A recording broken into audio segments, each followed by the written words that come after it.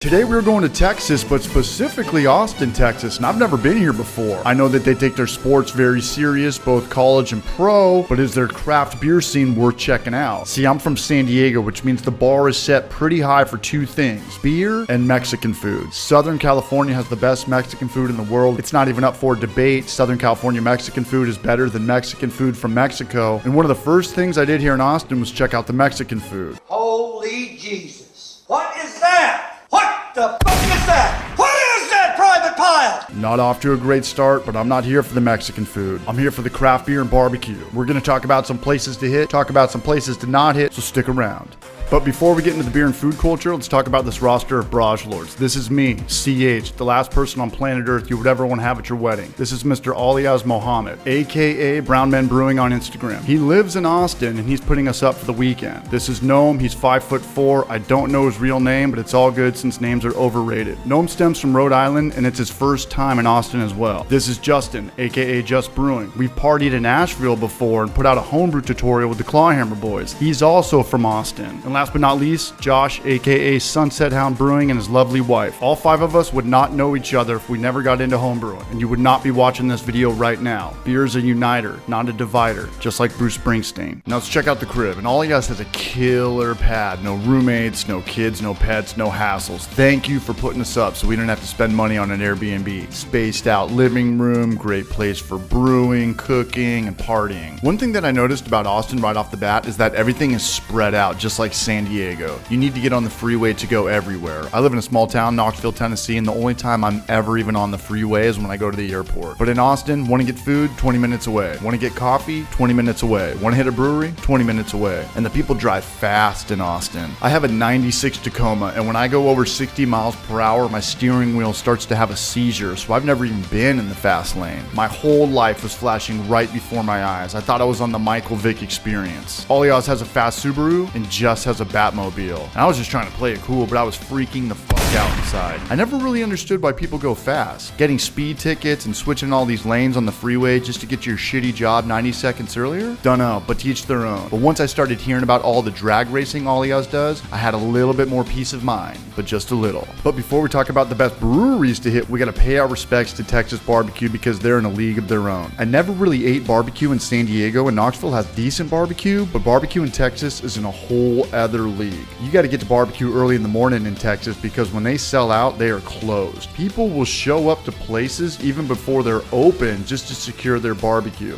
I've never seen food weighed out in front of me. I've seen people weigh out the devil's lettuce and nose nachos, but never food. That's how serious they take each ounce of meat. These cooks stay up all night with their smokers mastering their craft. And these aren't smokers you're gonna see at Home Depot or Walmart. These are the real deal. Even Alias has his own custom smoker. And there's an etiquette on the customer side of ordering barbecue. Always look out for the next guy. Only order what you're gonna eat. Don't take anything home for leftovers and never throw any of it away. That's the best chance not to leave the barrage behind you hanging empty-handed. But what about the beer? What is going on with the craft beer scene here in Austin? Well, our first stop was Austin Beer Works, and it's always a great sign to see a place packed. This place had a huge brew house and a very vibrant circusy theme. I had one kettle sour here and it was great. We tried to go in the brew house, but they were not having it. But we did catch wind that they had a 30 barrel system. That's big. 30 barrels means either you're moving a ton of beer or you went out of business 2 years ago. And I've never seen breweries that have their own candles and bar soap merch, but I'm pretty sure that's an indication that things are going pretty well. And down the road is Celis Brewery, and they're kind of broken up into two themes. Inside is kind of a pub vibe, and outside they have a huge lot with fake grass and a stage. Check out this dude getting his pit bull on. I was feeling it. I had a lime goza here and it tasted just like a sour beer with lime, so it's a good beer. It's a great beer. But this is the place that was recommended the most. Meanwhile Brew Co. And this place is huge. I'm starting to understand the saying, everything is bigger in Texas. Not only that, but this place has only been around for a couple years. I would have thought at least 10 plus years, but these guys hit the ground running and with a ton of money. Second brewery I've seen today with a giant stage for music and events. The beer was spot on, the food truck pizzas were flowing, and our buddy Josh had a sister who works in production here. Always nice seeing the Bragettes in the beer industry. She took us in the back, she showed us the ropes, checking out their system, see what they had fermenting, see what goes into their beers. This brew house is huge, very spacious, seems like a great place to work. And after that we went to a smaller brewery called St. Elmo. They booted us though because I showed Alias and Noam my dick.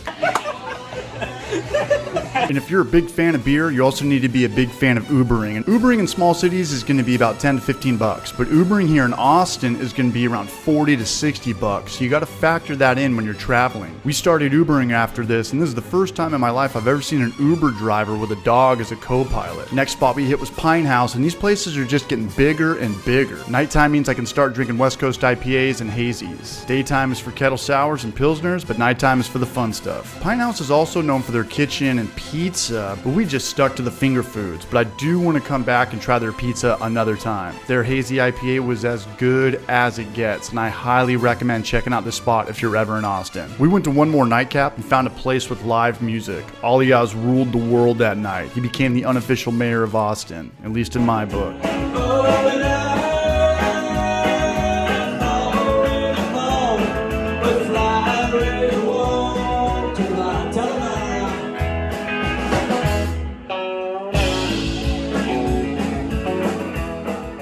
Time to turn in and get the last day going. We woke up in shame, but that's what vacationing is all about. First stop we hit was Austin Beer Garden, and this place was killing it way too hard for the afternoon. I've never seen people shred the dance floor so hard while the sun was out. We got our breakfast pilsners in and enjoyed a packed brew house. Then we bombed in on Justice Brew Day, and he was cool, but this is my nightmare. Brewing a film day and having people show up and ask a ton of questions of what's going on.